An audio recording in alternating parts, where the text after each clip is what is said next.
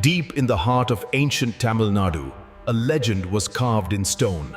The legend of a king named Manu Nedhi. He didn't rule with an iron fist, but with a golden heart, dedicated to the absolute law of Dharma. His capital, Thiruvarur, was a beacon of peace, where every living soul was protected by the king's vow. Outside his palace, a South Asian king hung a massive bronze bell, the Araichi Mani, the legendary bell of justice. Let any creature in pain ring this bell, and they shall find justice before the sun sets. For years, the bell remained silent. The kingdom was so just that no one had a reason to complain.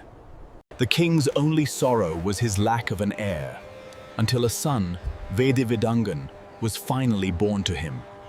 The prince grew into a brave and noble youth, the pride of the Chola dynasty and the light of his father's eyes. But destiny had a cruel test waiting. One afternoon, the young South Asian prince rode his chariot through the city streets. In the excitement of the chariot ride, a young South Asian prince rode his chariot. He didn't notice a young... In a heartbeat, the heavy wheels of the royal chariot crushed the life out of the innocent calf. The prince stopped, horrified. His heart sank as he looked at the lifeless calf on the dusty ground. He fled the scene in panic and guilt, hoping the secret would remain buried in the dust of Thiruvarur. But there was a witness. The mother cow saw her child die. Her grief was a silent, world-shaking roar. She didn't cry or run away. She walked with purpose toward the king's palace, her eyes filled with tears. For the first time in decades, the bell of justice rang, a loud, rhythmic clang that startled the entire city. The king rushed to the gates, expecting a person. Instead, he found a grieving Indian cow with the rope in her teeth. Speak! Why does this mother mourn? What injustice has been done? A minister finally whispered the truth. Great king, it was your son. The prince's chariot killed her calf. The king stood frozen. The son he had prayed for was now a murderer in the eyes of the law. His ministers pleaded. It was an accident. He is your only son. Offer gold to the cow and forgive him. The king looked at the cow. He saw a mother's soul, no different from the soul of any human mother. If I spare my son because he is mine, the king said, then justice in this land is a lie. A life for a life. Justice must be equal. He ordered the prince to be brought to the spot where the calf had died, to face the exact same fate.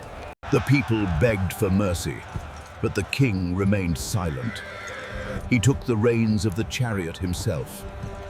He would not ask another to kill his son. He would bear the weight of the law on his own shoulders.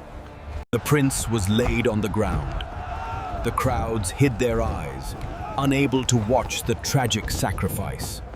As the Indian king drove the chariot forward, his heart was breaking, but his hand on the whip was steady.